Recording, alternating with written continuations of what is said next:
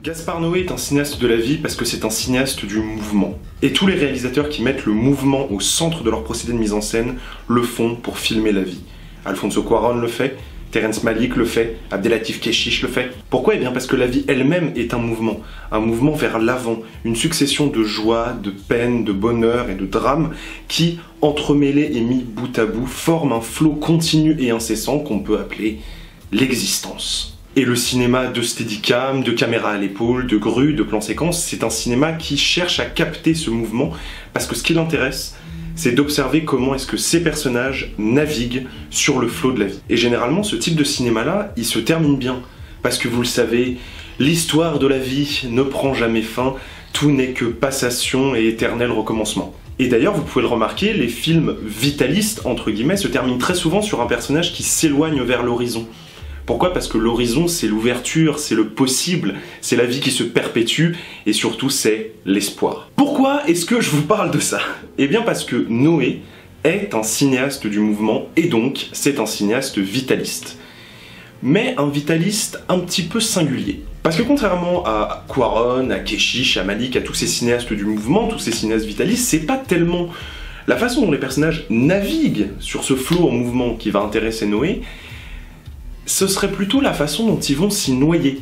La philosophie du cinéma de Noé, c'est celle d'un chaos qui est nécessaire, parce que ce flot de vie qu'il décrit, il est si fort, si intense et si puissant qu'il va nécessairement finir par faire chavirer la barque. Et c'est ça qui l'intéresse, ce moment de basculement où on tombe dans le chaos et où les personnages commencent à se noyer. Et en ça, Climax est peut-être le plus noesque des films de Gaspard Noé, parce que c'est le premier qui se refuse à habiller cette réflexion sur le chaos avec un scénario.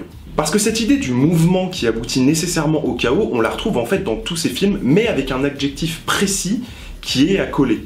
Seul contre tous, c'est le chaos familial. Irréversible, c'est le chaos criminel.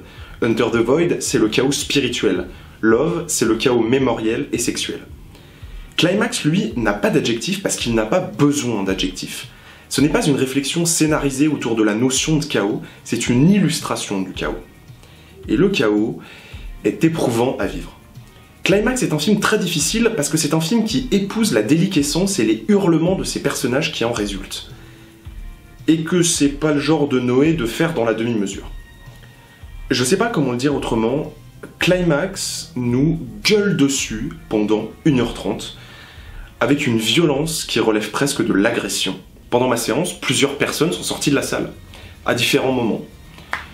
Faut croire que certains ont du mal avec la scarification.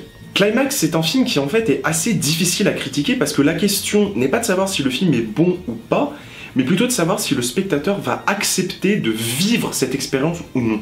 Et c'est pour ça que pour moi Noé est un cinéaste important, parce que c'est un réalisateur qui passe son temps à nous interroger sur notre rapport avec l'expérience artistique dans ce qu'elle peut avoir de plus viscéral. Sa filmographie, c'est une sorte de défi permanent qu'elle lancé au spectateur. Vous aimez le cinéma? Vous aimez qu'il vous fasse ressentir des émotions? Et ben on va voir à quel point vous aimez ça, et on va voir si vraiment vous arrivez à le supporter. Climax a été tourné en 15 jours avec 2 millions de dollars dans une école désaffectée. Et le résultat est fort, sensuel, violent, difficile, mais magnétique et ô combien hypnotique finalement. Pour moi, le grand cinéma, c'est un cinéma qui est suffisamment fort, suffisamment radical, suffisamment lui-même pour exister sans qu'on lui en donne les moyens en fait. Et pour moi, Noé fait du grand cinéma. Et Climax est un grand film.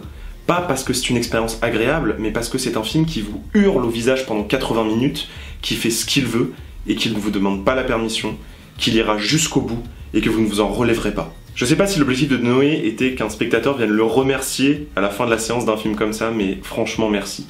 Merci de pas demander la permission. Merci de continuer à faire des films aussi radicaux, et surtout, merci d'être français.